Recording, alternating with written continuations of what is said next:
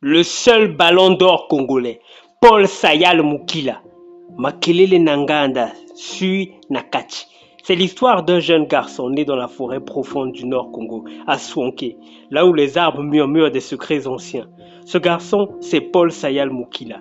Il ne le sait pas encore, mais ses pieds vont danser sur les pelouses d'Afrique comme personne avant lui.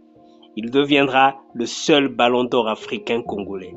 Né le 6 juin 1950 dans le département de la Sangha, Sayal grandit dans un Congo encore jeune. Encore en quête de ses héros, il n'est pas grand, il n'est pas bruyant, mais il est imprévisible. Sur les terrains de sable, il dribble comme s'il dansait. Il voit les passes avant qu'elles n'arrivent, il sent les buts avant qu'ils ne soient tirés. Un talent formidable, inclassable, hors norme. En 1972, il entre dans la légende avec les Diables Rouges. Il remporte la Coupe d'Afrique des Nations à Yaoundé. Le Congo est champion. 2 ans plus tard, en 1974, il brille avec Kara Brazzaville et soulève la Coupe d'Afrique des clubs champions.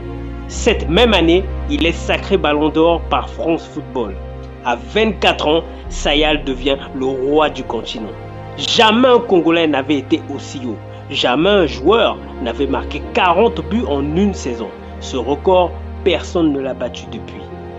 Avant de continuer, laisse-moi te parler de Grand Mongué. Grand Mongué est ma marque d'illustration. Une marque avec laquelle je raconte une histoire. À travers mes illustrations, j'honore l'héritage africain et relie des figures comme Tupac, Nina Simone, Martin Luther King ou Thomas Sankara à notre identité commune. Les marques tribales que je trace sur chaque visage sont un lien, une appartenance, une fierté. Accrocher une de mes œuvres, ce n'est pas seulement décorer un mur, c'est transmettre une mémoire, ouvrir une conversation, créer un instant de transmission entre les générations. Découvre mes créations sur mon Telegram Grand Mongué ou contacte-moi tout simplement au numéro qui s'affiche là ou par message sur TikTok si tu veux avoir plus d'informations. En 1975, Sayal est envoyé en stage militaire en France. Il rejoint le Racing Club de Strasbourg en première division, mais son statut de militaire le freine. Il joue peu.